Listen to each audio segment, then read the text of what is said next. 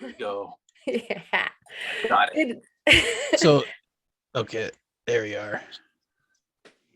Good evening. Good evening and good morning and whatever it is for you. Afternoon. Welcome to the Rockhound Podcast. Thank you for joining us. We've got another incredible guest with us tonight. Rockhound fisherman extraordinaire. He blew us away with his Makers Challenge surprises. Let him introduce himself. Take it away. Hello, everyone. I'm Travis from 406 Findings up here in Montana, where I like to find things in the 406, mainly your agates, basically mainly agates. Petrified wood's pretty good in Jaspers, but I'm an agate guy, so that's what I go for. And it's so much easier for me to find agates visually, so that's what I do. And you do it well. Welcome. Thank Very well. Incredible. Who else is in the house? I'm Mild Kyle with World of Rock Hounds, and I sell rocks and rocks accessories. So that wasn't as good as the first take we did before recording, but still. Bravo, though. I'll tell you what. Oh. My name is Kurt with World of Rock.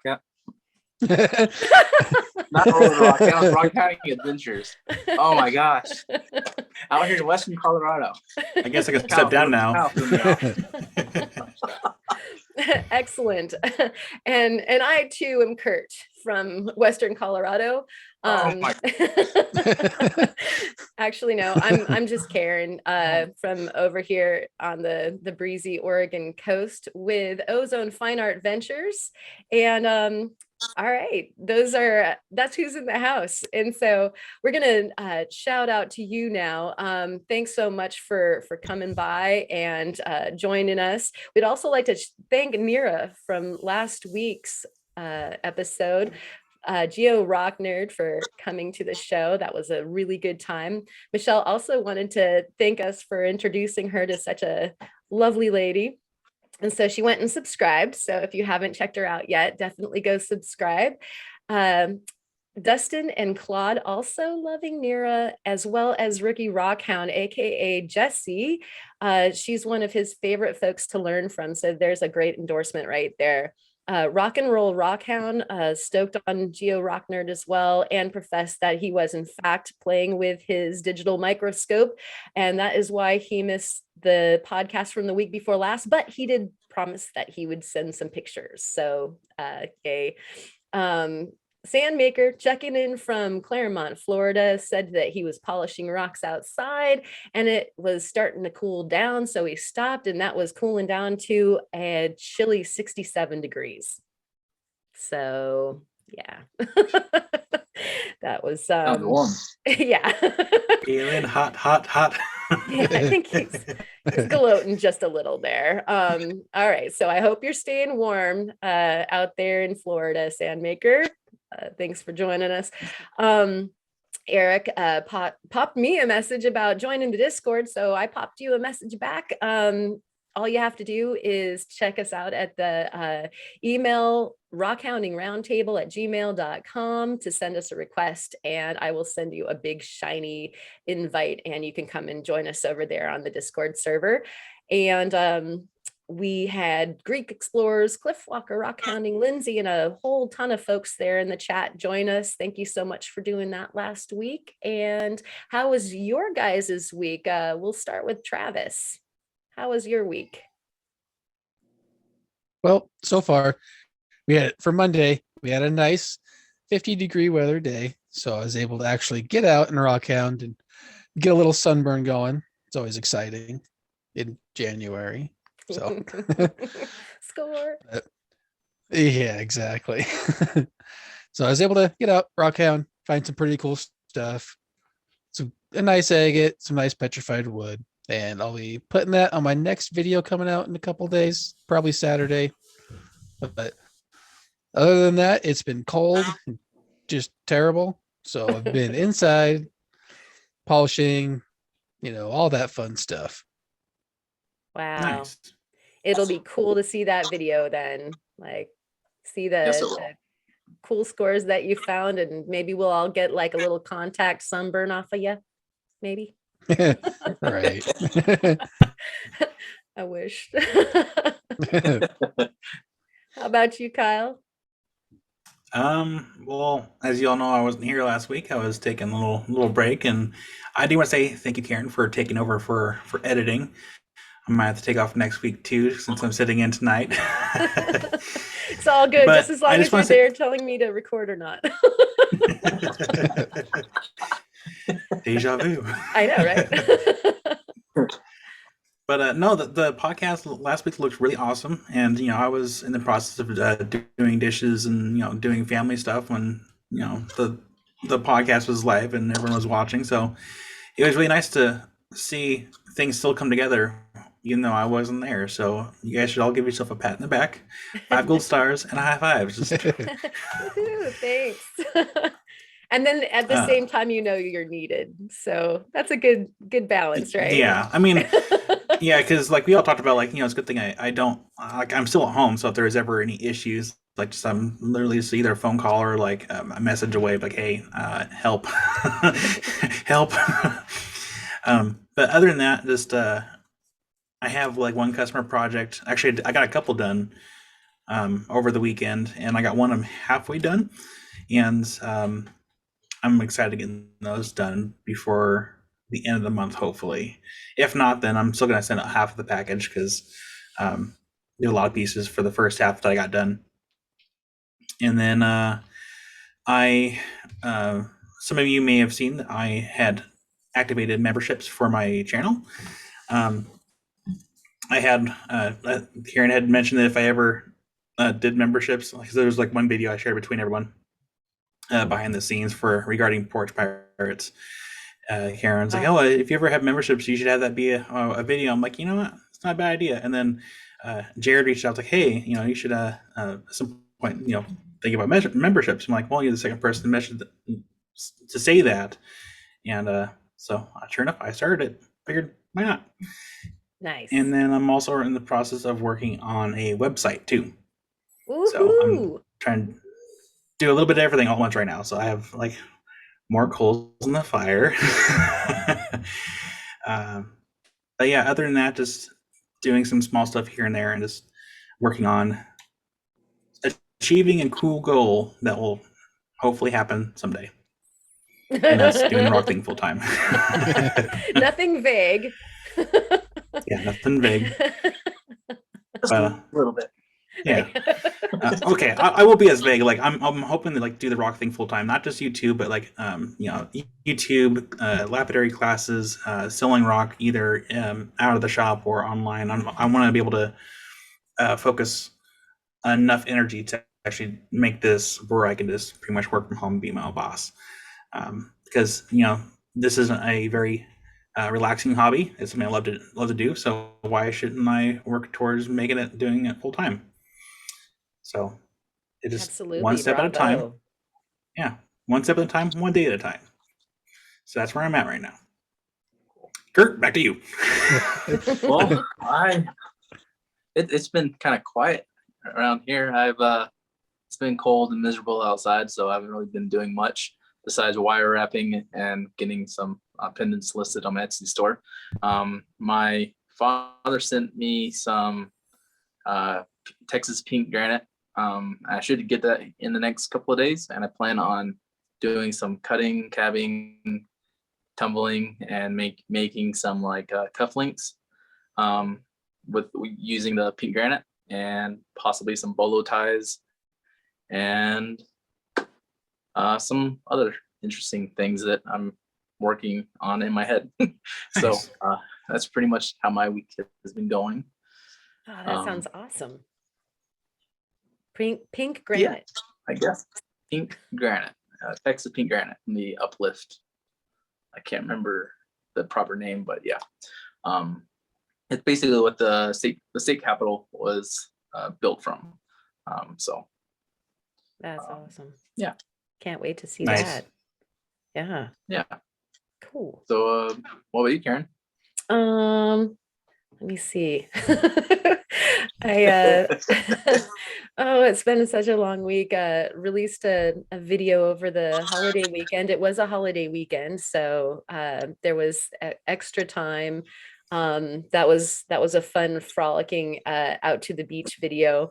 And I think I gave everybody a preview from last week of the cut spiral shell on our show and tell from that video. And so that got into the world.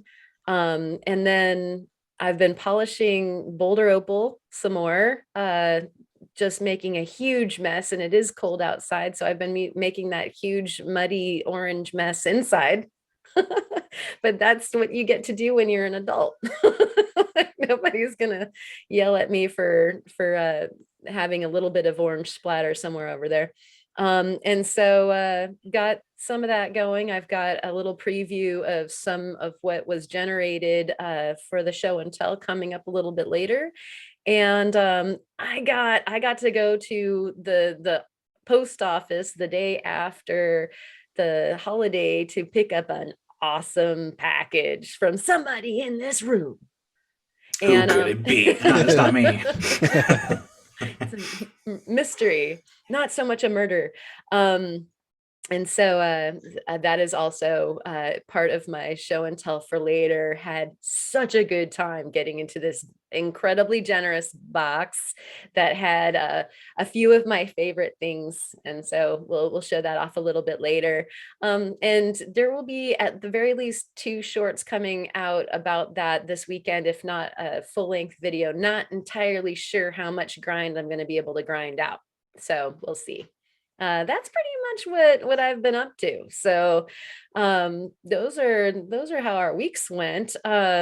Let's get into some of the questioning of our wonderful guest here. Do you want to go first, Kyle? Yeah, hopefully I don't have the same question that Kurt does, because the last time we were all asking the same question that we want to ask. Right. So if money was not an expense, hopefully Kurt, this is not your same question. Oh, look at it's pouting up right there. If money was not an expense or not an issue, where would you rock hound anywhere in the world? Just where would you go? Well, I've never looked at the fancy stuff you could find around the world. I've only looked at stuff that's close to me that I can get to, realistically. So honestly, I would go to the Green River Formation in Wyoming. Yes. Good choice. And I just seen someone had a fossil of a dragonfly, the whole thing they found there. It was just wonderful, the fish are awesome, but finding a dragonfly that's just something else. So I'd love to go there, and just find everything. Yeah, that's posted a bat today from there. Really? Oh, a bat? Yes. That's crazy. Not the baseball. So who knows what you could find? Yes. It's that place is also on my wish list. It's not even really that far away. It's I think a 14-hour drive from where I'm at. It's not unrealistic to go. It's just trying to find the time to make time to go over there. Right. Yeah. But yeah, that's a good choice. Yeah, I think it's 6 hours for me, so it's not too bad, but so easy. Still driving sucks. So that's like us driving to go get sunstones. That's like a 5-6 hour drive at worst. I mean, I know people that can get there in 4 hours. Ooh, I don't know. That would that's tough on the undercarriage of your car. There's a lot of washboard out there.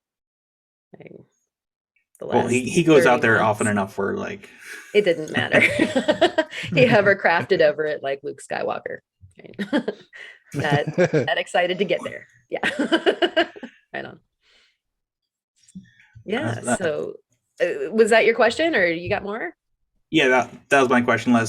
Did Kurt submit a question to? I'm sorry, Theo. Yeah. Did Theo have a question? Let's see. Nope. He didn't quite get one going. So yeah, it's Kurt, what do you got then? up to Kurt. I actually have two questions. The first question is, what does 406 mean? Because me and my girlfriend, we were trying to figure this out earlier. We were like, she was saying maybe it was a zip code. I was saying maybe it has something to do with Yellowstone. We're unsure, so I was just I was personally wondering because Right. also I know Theo has 406 in his Etsy page, and so I was curious. Well, for like when you're making phone calls, you had 406 and then you put a phone number in Okay. there. Okay, And so it's the area code. yeah, basically it's just an area code. Gotcha. Okay. Yeah. Okay. And a lot of people in Montana are like 406 this and that. They love the number and it's so cool. So I was like, I'm going to use it because it's well known. You know? Gotcha. Okay. Okay. That's cool. I've been wondering that for a while. And the other question was, do you have any cool, like when you've been out rock hounding, do you have any cool like animal encounter stories? Well, not so much. Like I do encounter animals, but it's not like this crazy thing, you know. But we do usually like around this time of the year, a whole bunch of bald eagles come in. Like, Oh, cool. yeah, one year we had at least 50 of them come in at the river. Wow. And like right now, every day there's like 4 or 5 that stop by, like right outside my house. I get pictures of like really good pictures all the time, you know. That's cool. And they'll have like fish in their claws fighting and fucking just trying to eat that, you know. It's pretty cool. But I do have kind of a story. There was an animal involved, but for like 2 seconds. So if you want to hear that, I could tell you. Please do. Yeah, you Okay. can't tease us like that and not tell us. Right. Yeah. Right. All right. So I was just leaving from rock hounding, just on my way home. I was like, all right, I'm going to go home, have a beer, clean these rocks off, enjoy it. And on the way home, it's a dirt road. It's like 5 minutes from my house. I live right next to the river. So it's really nice. And like there's a couple ponds and I seen something in the road. I was like, well, what is this? I get out. It was a turtle. He was high centered on rock. Just just kicking his legs. I was like, what is going on here? Like, this is weird, but it's just a nice turtle, high centered. So I got him off that rock, put him towards the pond. I was like, oh, okay, that's good. That's good. I saved a life. So yeah, that's always good to do. Right. But when I was leaving, I could there's 2 exits I can take because it's on private property, and I can 2 exits to go to. One of them, it's a gate I have to open up twice or once, then close it. So I got to get in and out of my vehicle, which is like, well, the other gate just opens up for you. So I can just go that way, sit in my car, get through nice and easy. And it's like, okay, I'm not getting out. I've walked for like 4 hours. So I'm just going to go up to the gate, let me out, nice and easy, drive home. But see, back there on the private property that I go on all the time, it's also like there's an airport back there too. Like it's a private owned flying business. So they have helicopters, planes, all that stuff, And I was on my way out and there's like this little hill right before the main road when you're trying to get to the gate that lets you out all easy. And I seen a helicopter. I was like, is he going to land on the road? What is this guy doing? Like, the airport's that way, like half a mile. What are you doing, guy? And oddly enough, like I had a vehicle pull up behind me and in front of me. And then so I was boxed in on the side of this, like this little incline, the car behind me, car in front of me.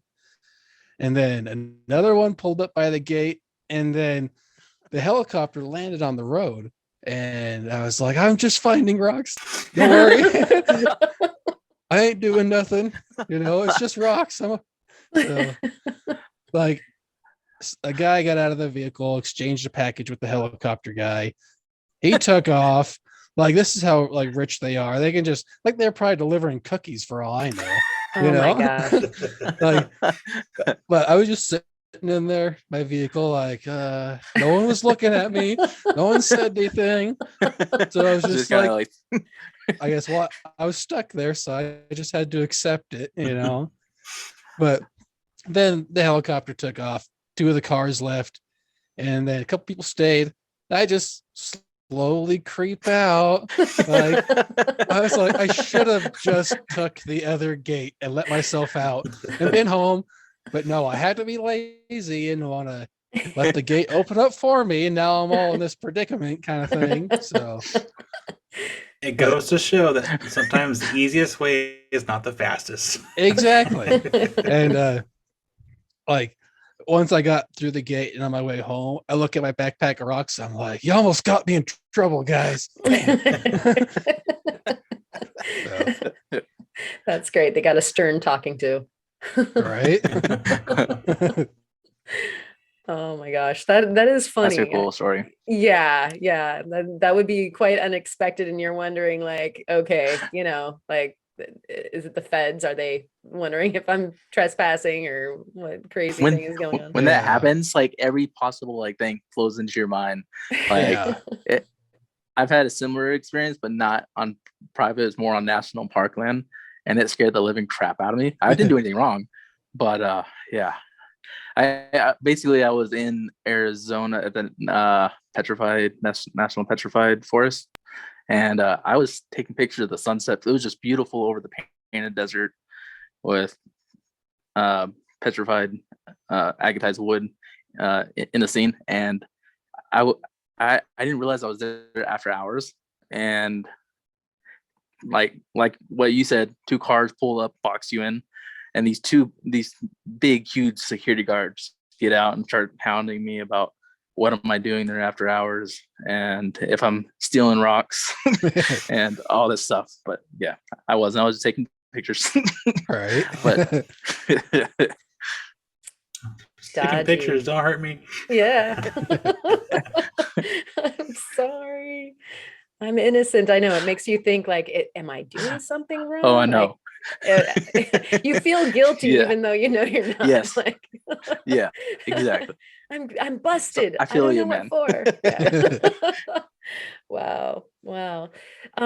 Yeah, I've been wondering the ever present question of how you got into the whole thing. Like what got you started into the rock hounding? Well, like 6-7 years ago, I would watch a TV show called Prospectors. I don't know if anyone's ever heard of it. I've heard of it. Yep. Okay. Yeah, it was on the Weather Channel out of all places. So it was a good show. Yeah, it is. I really liked that show, and it got me into like finding crystals and stuff. Like I didn't think rocks were cool at all. I thought they were really lame. So I just looked for crystals, and I was like, okay, found some books for our area, and like half a mile from my house, I could find calcite, celestite, barite, and aragonite in septarian nodules. So I went on ahead, read the book a little bit, went out there, started finding stuff slowly, and because you have to open up big old septarian nodules, so it takes time. And the pictures behind me, this one, like there's a couple little crystals I found on that one. I'll get out of the way. Ooh. And right here, like they're not like super special, but they were to me because they're the first crystals I ever found. Yeah, that's all that matters. Cool. That's awesome. Cool. Yeah, that is. And both of them, like the bigger ones, they actually fluoresce green on the inside. So nice. I thought that was pretty cool. But yeah, I got into all that stuff. I had a friend go with me, and he was more into rocks. And I was like, well, you could look for rocks out here. I don't care. They're stupid. I'm going to go look for crystals. Like, just go over there. So, but then, like, we'd walk around and I'd just spot agates. And he's like, I can't even see that. And it's next to my foot. How did you see it from 10 feet away? I was like, well, I don't know. Maybe because I don't care about them, so I could find them. Total sense. Right. So eventually I just started getting into rocks. I was like, well, I could spot them so easily. I might as well see what I can keep finding. And I just kept finding really nice rocks, like the one over here. Yeah. That guy. Yeah. I was just out fishing and I could see it glowing in the sun. And I was like, wow, people are littering in my fishing spot again. So we'll clean it up. What a surprise, And that's what I picked out was that nice agate. those People those just rock hounds are throwing away their littering in agates. my I know. And oddly enough, I was like, well, I guess rocks are pretty cool now. I mean, this one looks cool, I guess. Like, I didn't know anything about rocks or like how, great they can be or can't be. I was like, well, if this is the average agate, then I'm going to keep at it. And I've never found one that good since. So Oh. it's not that average, apparently. You started big. That could be why they're Right. That could be like why there's not more rock hounds than there probably should be, because people they don't think anything of it. They think, oh, a rock's a rock. They don't think what a rock could have the potential of looking like. And so yeah, welcome to the rock hounding community. All right.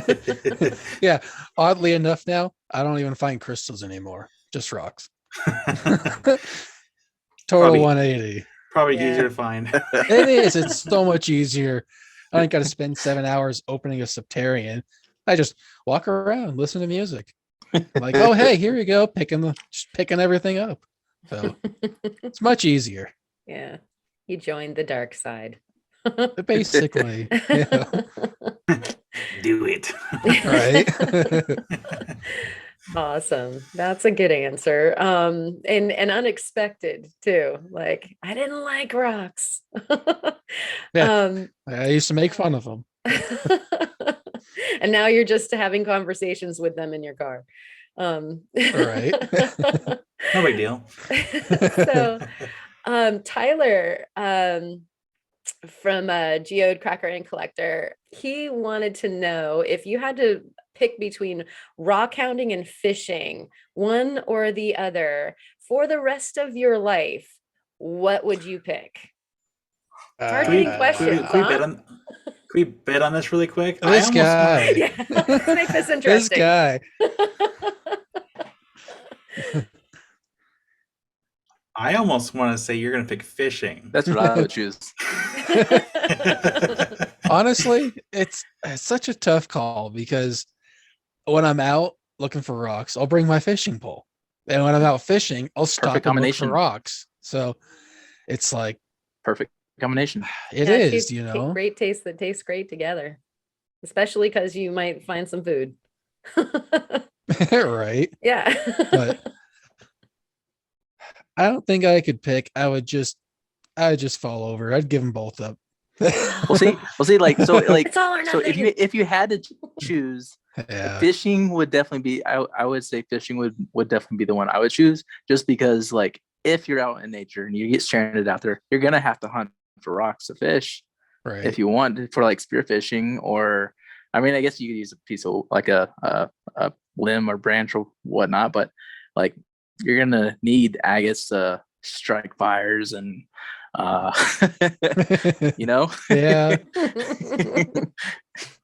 just my thoughts.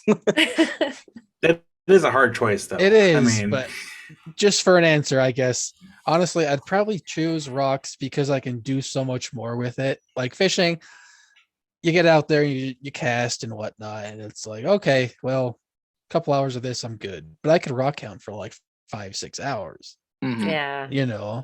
Yeah, totally hear you. Not to mention Let's all get the him other off my stuff that you see. Yeah. Yeah, that's a good question. I love the amalgam of the fishing and the rock hounding that you did for your Makers Challenge. Tell us a little bit about that inspiration. Well, you want to combine both hobbies because, like I say, and I'm out there already doing one or the other. If you do them both, it just makes it funner, keeps you outside longer. And I like a while back, I seen someone make a lure out of agates, but they were like spin lures, not the spoons, like what I was doing. So it was super fancy. Like I wouldn't throw that lure into the water. Ain't no way.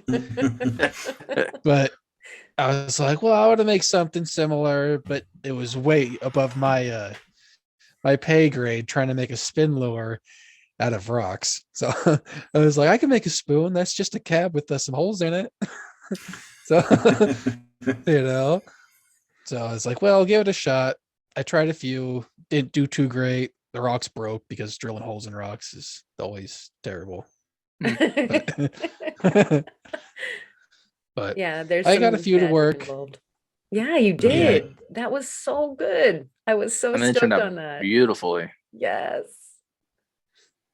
Yeah, and the one I actually made for the video, I had to keep it thick instead of doming it, like how you do usually with cabs and whatnot. I had to just keep it kind of flat and thick, so that way I could actually cast it far enough, and so it would sink deep enough in the water to get fish. Because at the time of the year, all the fish are bottom feeding, so all your fish biting on the surface, they just weren't there. I tried with this lighter lure, and it was just floating. Even though it was heavy, it just floated. So I had to switch it up to a heavier, thicker lure just to get down deep enough to actually have the fish bite. And it worked with one fish. Nice. Yeah. It was the keeper. Yeah, I was It's like, all is I that needed a was just that plant? one fish. Did he But- did he really catch that? Well, I went out there like 3 or 4 days in a row for like a half hour, just trying constantly. So eventually something had to bite, or a log, whatever. You know? You were catching something. Yeah, exactly. Something's better than nothing. Yeah. Right? Whatever it is. Right on. So actually Tyler had one other question. And he wanted to know, like everybody gets asked what their, their favorite or best rock hounding experiences are, and like, how you got started and all the like glory. And he really was interested in, he said that we should start asking people about their worst experiences. And I think we actually covered that on one of our very first podcasts. Kyle told us a spicy story at Glass Butte that you never finished. Oh, Never you remember that. I remember that too. I think we're saving that for when we get to 1,000 subscribers. I was Yeah. gonna tell the story. Okay, you heard it here, kids. That's what's gonna happen. Kyle gets to tell the rest of that story, and I cannot wait. Meanwhile, Same. since we're here, do you have like a memory that was the worst that isn't about getting surrounded at the gate? Is actually that might be one. Is there another worst one? Well, not really. Like I've had a bird in my car because I left the windows down because it was like 80, 90 degrees. Oh, I come back and there's just a bird in the back of my car just flying around. So I had to, just open all the doors in the back hatch and just go away, you know. You don't want to But- be here. Yeah. wow, did honestly, it leave nothing anything too behind, bad. or was it? No, Oh, that's good. it just kind of flew in there. And apparently, it was hanging out, and then I turned my car on, and he's just start freaking out, and I thought it was a bat or something. So, but it was just a bird, and I let him go. He flew away, and I was just like, okay, we're going home now. Another, we're just going home. Yeah. Oh man, that's so true. At the end of the day, you're just ready for not having any other issues, right? Usually, I don't know if y'all are like Yeah. this, but I'll stay out as late as I possibly can, past any kind of Yep. tired or, I'm done. Stick a fork in it. So yeah, don't need birds or helicopter issues at all. So does anybody else have any questions? Or shall we move into the shows and the tells? What got you into lapidary? That's a good one. That's a pretty good question. Oh, dang. Caught me off guard. I don't know. Well, I had so many rocks I've collected, and everyone's like, well, you have all this stuff. What are you going to do with it? I'm just gonna hold on to it. Don't worry about it. You know, like None of your business. yeah, Fine. My precious. exactly. I don't know. I didn't get that far. I was just collecting. So yeah, I just seen that. Like, I had some rocks cut and seen how great they were on the inside. So kind of was like, well, I can keep taking rocks here to the rock shop area to get them cut and pay a bunch of money. But the people there were like, you keep coming in, just buy your own saw. You know, it's just cheaper. And I was like, okay, I mean, you know, kudos to them for like trying to help save you money, but like Yeah. it's also business for them too. Is like exactly. So yeah, I bought one of the high-tech saws, their little 6-inch trim saw, you know, and I just started cutting rocks. And then, well, where do you go from there? You have all these cut rocks. Now what do? You're in the same problem you had when you were collecting. So, Right, but now you have multiples because they're slabbed. and Yeah. cut. So after that, I just I got the flat lap, 8-inch flat lap, just like a year ago, and just started making things. You know, whatever I could come up with, just practicing, just trying to figure out where to go and what to do. And then I was like, lures. I will make some lures. And that's what I prefer to do now, is just make lures. Like, cabs are cool, but lures are awesome. Yeah, they are. But They are. Do you Yeah. sell them or give them away as presents or what? Well, so far I've just given them away as presents, but I've had people ask me multiple times, can I buy them from you? You selling? Like, well, I don't have enough to sell. Let me get a stock, making a bunch. And that's what I've been doing for this winter time, is making a bunch of lures. So that way I can just have a big sale and just clean out, you know. I've seen your lures like surface in some random rock groups, like you know how when you share it on Facebook, it shows like the original post and then the person that shares it. Right. Like I've seen your lures pop up in Colorado Rockhounds groups, nature enthusiasts, and fishing groups and stuff that I'm part of. I'm like, oh, I know that guy. You're a rock star. They're getting around. They are. That's awesome.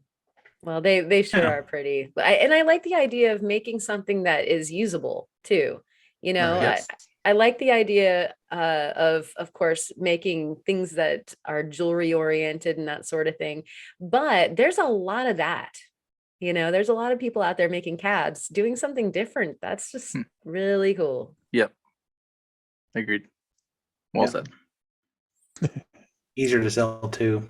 It is, yeah. Yeah. Excellent.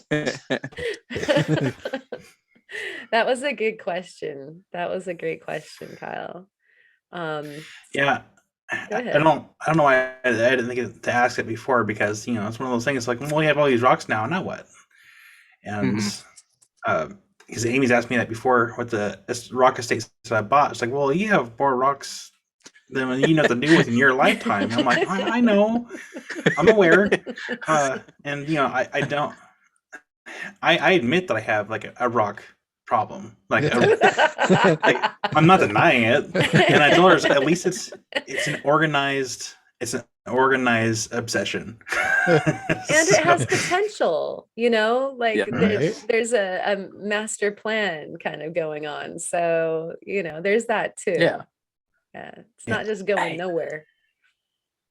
Yeah, I bought more rocks a couple days ago. Not a I bunch. feel like we're in I- confessional now. I didn't buy a bunch. I bought like I think 4 or 5 stones. Bought one piece of fire obsidian and a lot of the rest of it is all holly blue, like Ooh. really deep purple holly blue. Oh my gosh. And That stuff is beautiful I know. and hard to come by. well, it depends on where you shop, because the rock shop here in town has an entire stock of it now, like a lot of nice. it, in very deep purple. Mhm. Nice. That's awesome. It's I very might be expensive heading to the valley. material. $1 a gram. What's that? What? How much? $1 a gram. Oh wow, that's cheap compared to what I've been seeing around. So if you want, I can send you some pictures of what's there, and Yeah, please. or just tell me how much you want to spend, and I'll go get you some. Okay, cool. Sounds good. I'll do that. That's awesome. But yeah, gotta know what to do with all the rock products that you have just laying around. I have Montana agates too. I didn't collect them personally, and I need to remember to send Theo some pictures of it because he's been wanting me to send him pictures to see if any of them have potential iris in them. Have you They done could. some? Yeah. Have you done some iris, Travis? Yeah, actually, I have. Nice. What? Yeah. I've only like just a couple of my little tiny agates. Actually, I cut them and there's like you have to polish them up really good. They have to be cut to a specific millimeter in order to show the iris. And but once you get it, it's just beautiful. It's really nice. I hope I Yeah. find more, but I got to learn how to identify it by just looking at the rough agate first. So waiting for Theo to put that video out about how to identify if your rock might have iris. So He's working on an iris agate video. So that Mhm. is coming to a theater near you soon, apparently. Which I can't wait to see because I'm dying to I love that iris. I mean, that just blows me away. And apparently, the Montana agates there on the Yellowstone have it a lot. As far as what a lot could be considered. I don't know what the percentage is, but like way more than other locales. But here in Oregon, apparently we're able to find it in potentially the limb casts that we can find here, and then also the some of the thunder egg material can be Nice. iris. Yeah. And so I am going back through a lot of my material with a fine tooth comb because I did find one piece that has very light iris, and so I'm like, I know what I'm looking for. And it's scary because I mean, Kyle, you can probably understand when you're looking at your rock pile thinking like, okay, now I have to go through this entire thing with different eyes. Yes and no. So if Karen, if you ever like come to the valley, let me know. You can check out my rock pile too, but like I know where kind of almost everything's at in that rock pile for the most part, since I had all hands all over that thing. Oh, yeah. If there's going to be any iris agate, it's probably going to be around maybe where the carnelian pile is at. But that's I'm sure there's something out there. Yeah, I bet you do have some stuff out there. I have to go squirrel around in your rock pile and get some iris going. Like, it's just so intense when you look at it. I didn't know that I had a piece of iris hanging out in my slabs because I had purchased some slabs, and I think that Steve selected this particular slab. And after seeing what Theo had, I'm like, wait a minute. And I went to the drawer and I pulled it out and I'm like looking at it, and sure enough, it's an iris. And I'm like, duh. Oh, cool. Like, yeah, it's like this big. And I'll bet you anything at the time when we were purchasing it, that person who sold it to us at the rock shop knew. And, and Steve probably went, yeah, iris agate, whatever. I like this one. And, didn't know either, like didn't fall upon my ears. And so we, how some rock shops, you leave with like an actual sandwich bag. Like, yeah. It was like just, in a like a lunch sack, brown paper bag, no receipt. Like, here you go. I'll $10 for the bag. Like, okay. In somewhere in Eastern Oregon. So anyways, yeah, iris agate, good. And so are we ready for, I'm sorry, go ahead. No, I was going to say, if you're ready for the show and tell, like I'm ready for show and tell. Yep, I'm ready too. All right, so you're up first, Travis. Okay. Well, first off, I don't know how well you can see it There.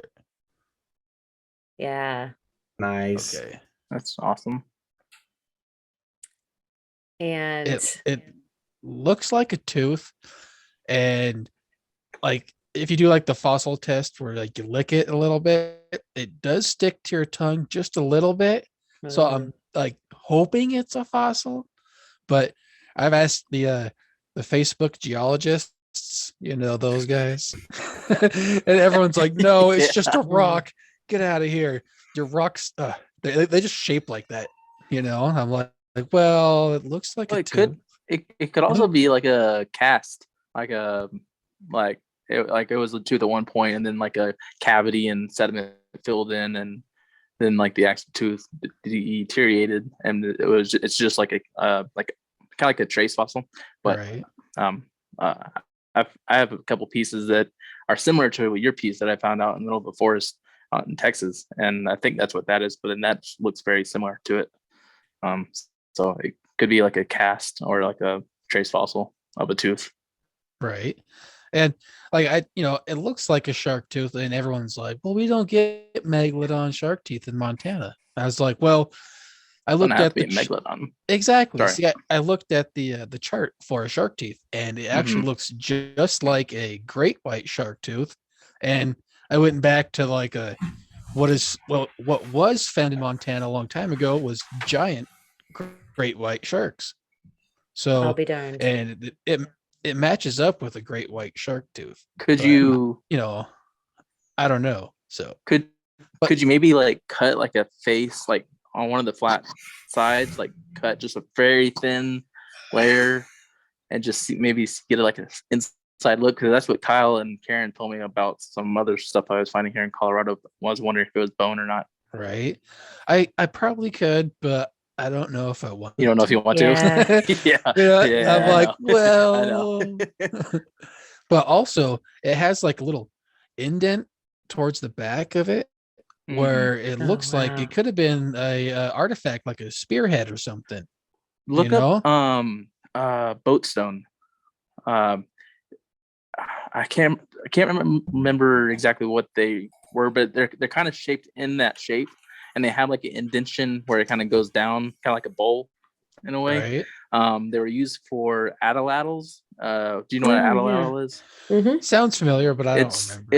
It's like a handle with a small stick with like another piece that attaches to it a spear, and when you throw it, it gives it like a whip power. And the boat stones were used as weights to add weight to add extra force. Right. As one of the things the Spanish were afraid of with the natives that had these atlatls because they could pierce their armor. Those boat stones are extremely rare to find. And I would look into that because that looks also very similar to a boat stone. Kind of does. See, and it has like right around the top up here, there's a little cavity. It looks like there was a string or something. Like in the pictures I sent Karen, I have some really good close-ups, and you can see. You're seeing them now, people. Yes, the magic. But yeah, it looks like there might have been a string tied around it. That's why I thought it might also have just been a spearhead or something like that. Like there's a rope tied to it. But yeah, it's one of like four things. So not too sure. It could just be a rock, of course, because that's what people tell me. So don't believe them. Exactly. That's why I'm like, nope, it's something better. I know. Yeah, it's exactly. something amazing. I agree. I'm like, you're just a rock. No matter what, it's cool. So that's all that matters. Yeah, exactly. And you like it, so yeah. And I just found it when I was out fishing. So were you skipping rocks? that's how I found mine. Right. Nice. Do you have another one? I do. I'll have to grab it real fast. It's just right next to me. Okay. That was a good call, Kurt. Yeah. The boat stone? Oh, nice. Yeah. Okay. This one, just a big old Oh, agate. nice. It's a big agate. It's Is that about an iris agate? it could be Send it to the Karen. size of your head. It's a big old chunk. So Wow. Yeah, that is That's so cool. incredible. That would be amazing to come across. yeah, yeah. I was watching I think your last video from the season before. I think that it came out a couple weeks, I guess, ago. And it was before things were all frozen, and you found this little agate you called a little agate, which was like a medium to almost large agate for a beach agate here. I was like, oh, that's a little agate, is it? I'll show you little agate. Come to Oregon. Pebbles. Right. Well, any other show and tell before we go on to the next person? That should be all. Okay. Is that real quick? Is that your biggest agate you found? Actually, no, it's not. Oh, I have a listen to his voice. No. Not at all. No, the first one I found was actually like 17.2 pounds. Wow. And it's the one that I make the fishing lures from. I had it cut in half, and then I had Montana Rock Mom. She did a few slabs for me, so I was able to make some stuff, some cabs and some lures out of that one. And for the next show and tell, that's why I was going to send pictures of that. Nice. Okay, yes, bring that. And everyone else, don't be intimidated. Yes. Not the size that counts. Right. It's how you show it. Yes. Well played. What about you, Kyle? You got something good coming? So using editing magic, Karen. So right here we have a nice, beautiful piece of fire obsidian that I did for a subscriber. They have reached out and said, hey, can you polish some obsidian for me? I'm like, yeah, just send me some pictures so I know what I'm working with, because I no longer kind of go in blindly saying yes to everything. So I looked at it. I'm like, yeah, those look small enough, and they're fire obsidian. So naturally, I'm like already leaning towards, I'll do it. But he sent two pieces.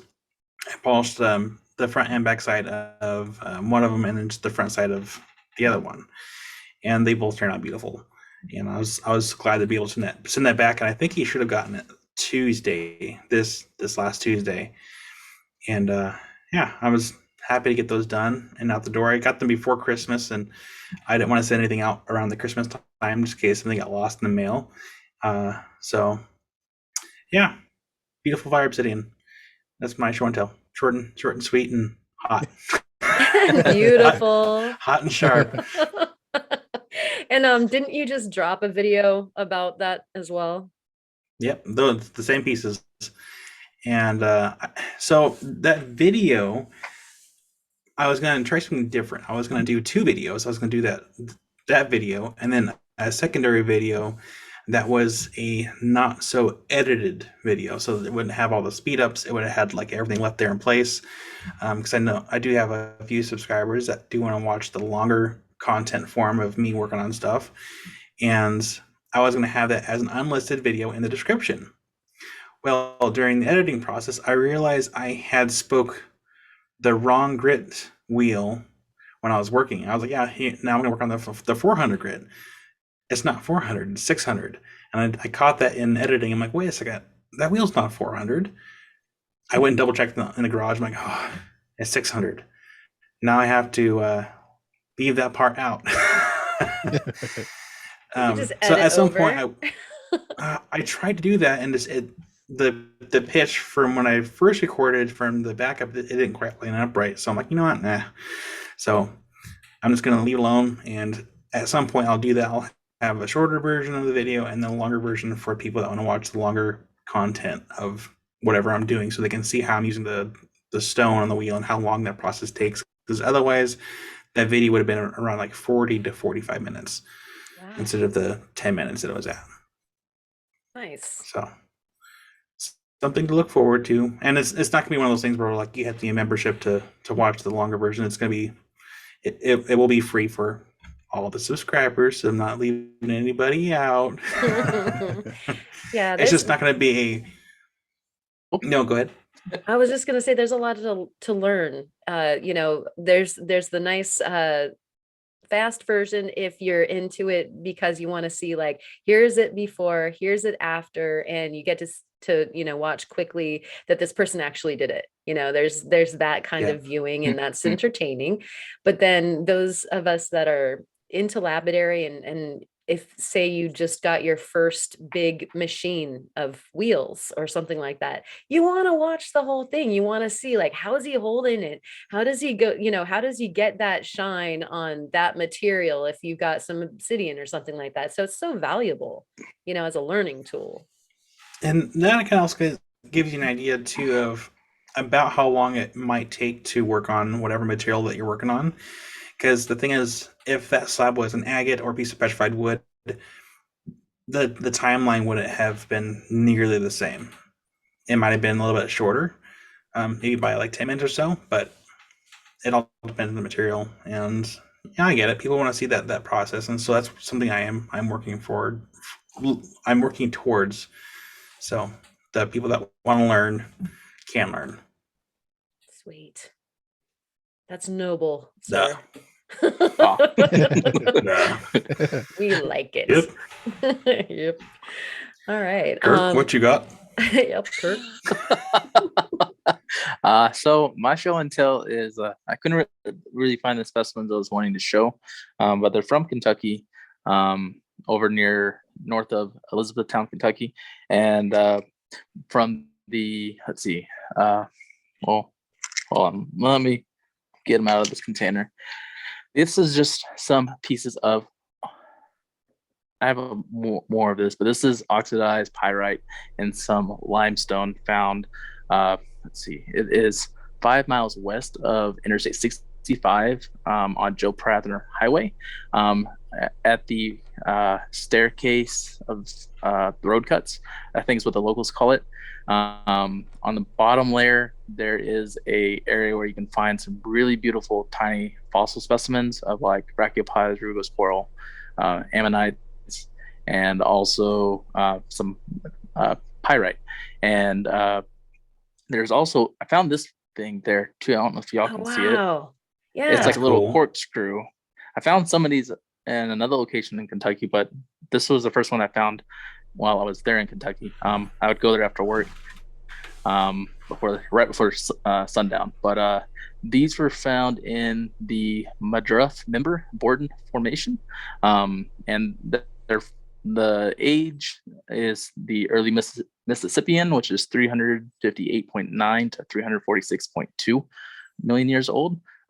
So all of those fossils are from that I have that are that age, and I found it really cool. I was really looking forward to showing you, but I don't have the actual piece with me because it's buried under snow. But it's a crinoid coral stem. It's like 6 inches long. Wow. And it's like it's resting on the limestone. Like I was able to pop it out of the limestone perfectly without it busting, surprisingly. But I can be able to find a picture to send to you. But yeah, so that's my show and tell. And actually, Karen has more to show from that. So yeah, Karen. and it's true. Really quick though, I was going through all of the different possible, not all of the different possible, but many of the different possible fossils that you could find from the fossils that you sent me. And that one is Archimedes, I believe. I've got the illustration, like this old Victorian looking illustration.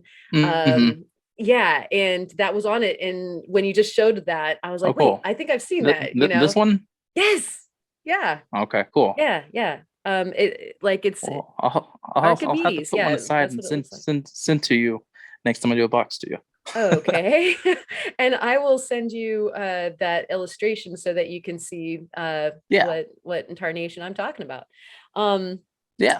but also, could you tell us a little bit about everybody is going to get a better view of this is your fossil chunk that you sent me, and it actually, all of those little color variations are pretty much fossils of different kinds. Like Nice. Mhm. that big round one that Mhm. you can see right there is one of the fossil gastropods. So is that Mhm. where you found that other stuff, Kurt? Yeah. Yeah. So like all of this, I've looked up and down that Joe Prather Highway, and several different locations trying to find like the better specimens.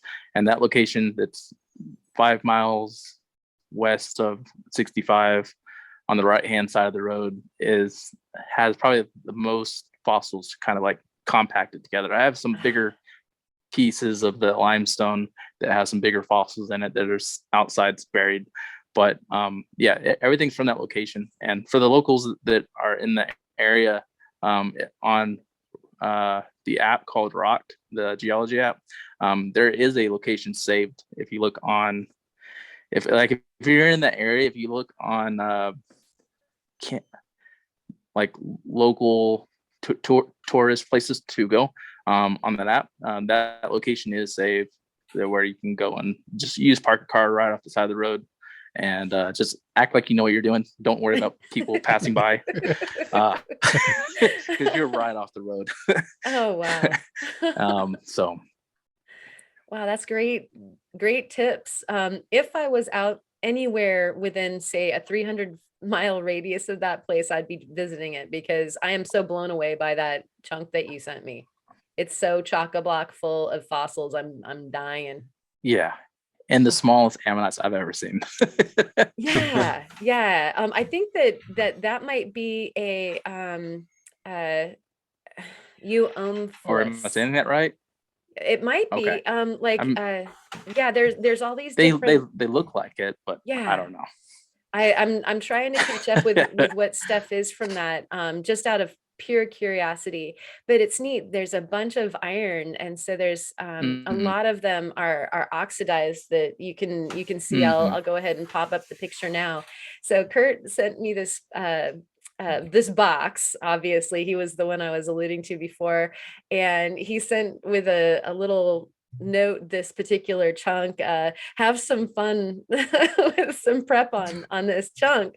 And I swear it's like it was a direct command. I dropped everything. I was working on this opal necklace and all this other stuff that I was supposed to be doing, and I like went for my prep tools and went straight to work on that little gastropod or what have you. There's like bryozoan mats, cruising across that little chunk as well. Crinoid discs that I popped one out, and it I looked at it under the microscope, and it had just this incredible between calcification and the iron, little metallic bits of, I think, the pyrite or something that occurs there. Mhm.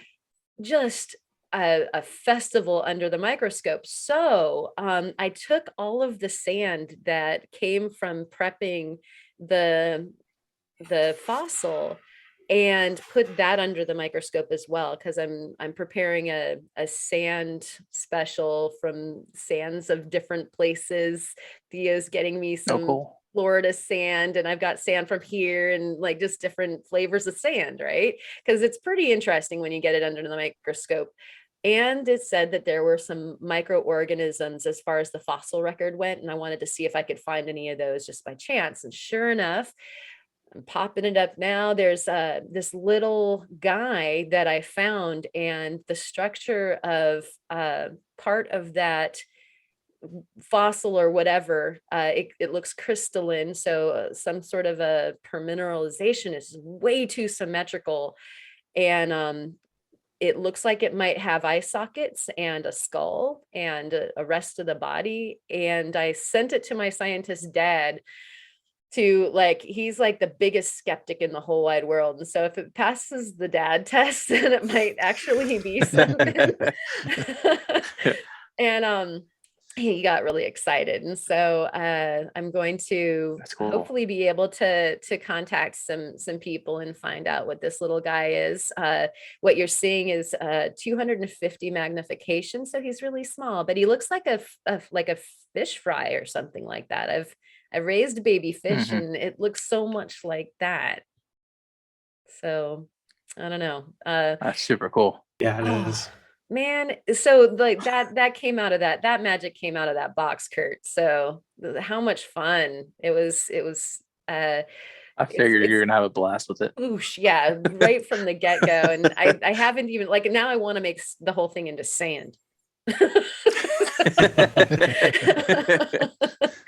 I will use restraint and probably just prep a few things, but it's fun. And so there'll be a more to come as far as a video goes, but I would really like to get some identification going first. And that's my show and tell. So from there, how about some words of wisdom? Travis, do you have some? Well, I have something. I don't know if it's like necessarily a words of wisdom, but I like to take like sayings you would find and just throw rock puns in there. You know? I love it.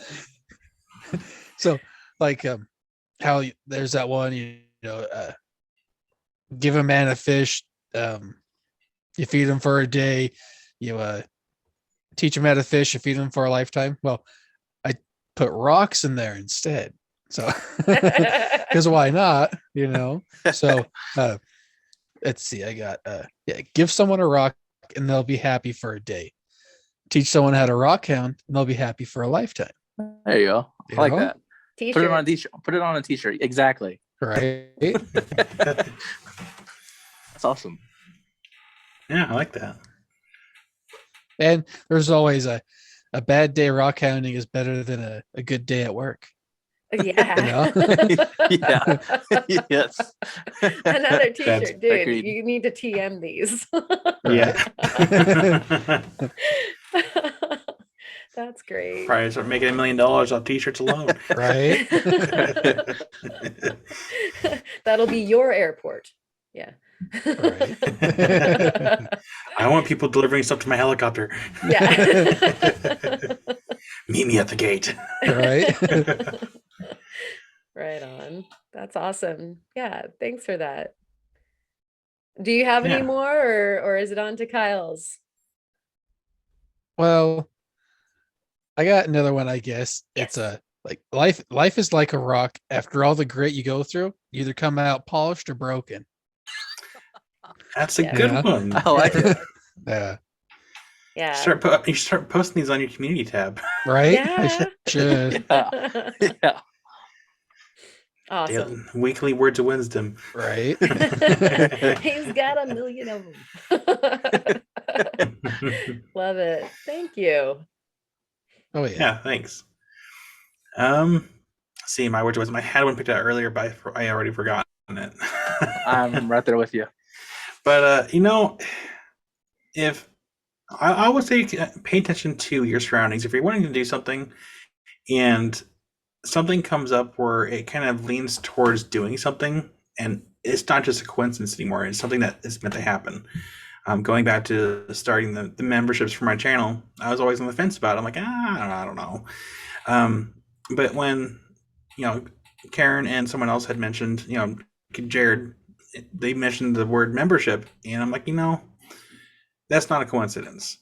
That means it's time that a change needs to happen, and it's not like it's a huge change. It's just a little one. And so I'm like, you know what? I'm gonna go ahead and go for it. What's the worst that can happen?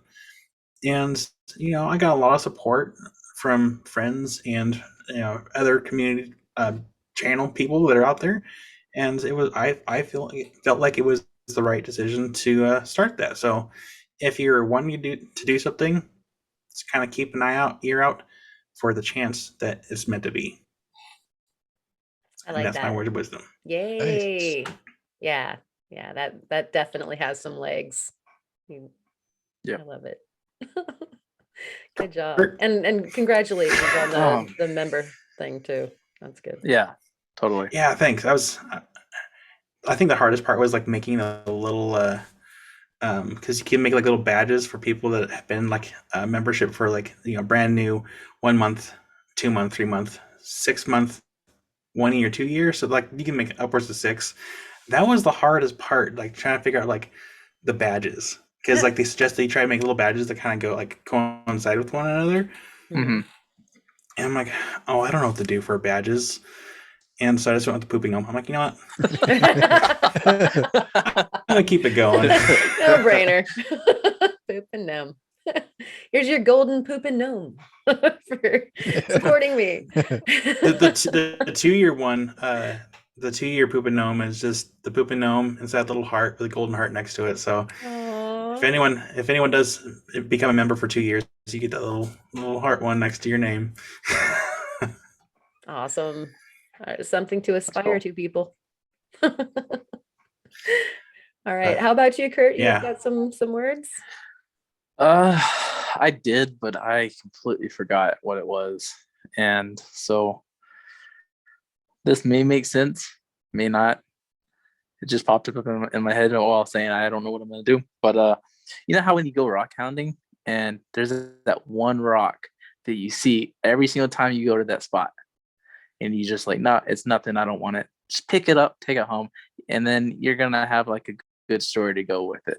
Like there's gonna be it's gonna remind you of all the trips you've been out to that spot and all the amazing memories and all the amazing rocks you found just because that one rock is from that location. So just pick it up that final time. I've tossed so many rocks back that I found the next time, and then I finally pick it up, and then I have multiple great memories to go with that one rock. So or you hope that makes sense. What? Or you just throw it across the river, like, all right, I'm done with your shenanigans. You can do that too, but you'll still find it. Like it comes back. Like my spot in Utah, like there's like a Jasper chert mixture. It looks really cool, but I just didn't want it, and it kept annoying me, so I just throw it in the river. Like 6 months later, when the water goes down, there it is, sticking out like a sore thumb. That is weird. It's a little creepy. Like you got your like rock fans that need to be picked up by you. Take us, Kurt. So hopefully that made sense. I don't know. It does. It does. Yeah. I like it. A little weird. So, yeah. We all need a little weird every now and again. Yes, we do. Mine is don't be shy. You've got something good to share. It's been happening over and over again. Folks that I know that are local that like, I don't know, they're intimidated to show you what they just found on the beach or their little rock collection or whatever. And you know what? I'm always blown away what some people think are like just not that big of a deal or common, like your little agate that I was talking about earlier, Travis. You had found like that would be such a good beach find. You'd be like, yes. And so somebody on the Discord decided to share for the very first time, and I was just so stoked. She had such a cool piece. And there's no need to be shy. Like, thank you so much for sharing. And it might be something that somebody hasn't ever seen before. Like out here on the West Coast, I haven't seen what comes out of the flint beds out east. Like it was a super duper cool thing to see. And so those of you that are out there that are shy to just even show your show and tells, or maybe you want to start a channel secretly. And you're just a little bit do it. You're shy because you don't think you're coming up with stuff. Well, you know what? We probably will be impressed, and you don't know until you try it. So don't be shy. That's my wordage. Yeah, if you want to start a channel, don't be shy. Just do it. Like, you can be as awkward and weird as you want in their first few videos. It takes time to get used to filming in front of a camera. I was awkward. I was awkward as heck. So was I. Right there with you. So Yeah. Oh man, just thinking about it, like, yeah. Yeah, does it make you cringe Those like a little, times- like every time? Yeah. Those So when times, sorry. no, go ahead. I was just gonna say those times when you're staring in the camera and you're just smiling at yourself and you're like, what's going on? What am I gonna say? You're just sitting there smiling at yourself, you know? Awkward as heck. Yeah, and I think that my words of wisdom episode before last was, it's okay to break a few eggs, so get used to those scrambled eggs. It's basically what it is. Like, you're gonna make some awful videos. But the point is to start recording and just start posting it. You get better. Just learn as you go, and you'll be surprised in the outcome of what you do. So, And if you need help, the community is here for you. oh yeah, we're all pretty supportive of each other. So, yeah. For sure. Yeah. And so with that immense amount of wisdom all coming at you all at once, hopefully you're not all overwhelmed out there. I'm wondering, Travis, do you have any parting words? Anything that you'd like to say as we're wrapping up? Well, just get out there and find some rocks. Have a good time. You know? Awesome advice for sure. And with those finds, don't be shy and share them with us. We're compiling right now our next viewer show and tell, and so put them on our email. It's on the description, the rockhoundroundtable@gmail.com. You can join us for show and tell every day over on the Discord. Also, same email address, and we will send you an invite. And we're always talking and getting advice from each other and showing off what we're working on. It could be something that you found, or it could be the project on your lapidary, or you could be just starting wrapping. And I mean, anything. We just share stuff over there. It's fun, and that'll get you by from one podcast to the next during the week. Kyle, do you have any parting words? Got anything you want to say? Figure out what you want to do in life, and if something that you want to do that is something you love, just do it. Right on. Excellent. Yep. Kurt, you got some parting words? Every rock is a cool rock. Just depends on how you look at it. Yeah. We're getting like a double dose of like words of wisdom here. Yeah. I know. Yeah, that was the lightning round. And with that, we thank you so much for joining us this evening. Rock on, and we will see you next week. Thanks again. Rock on. Have a good night, everybody. Night.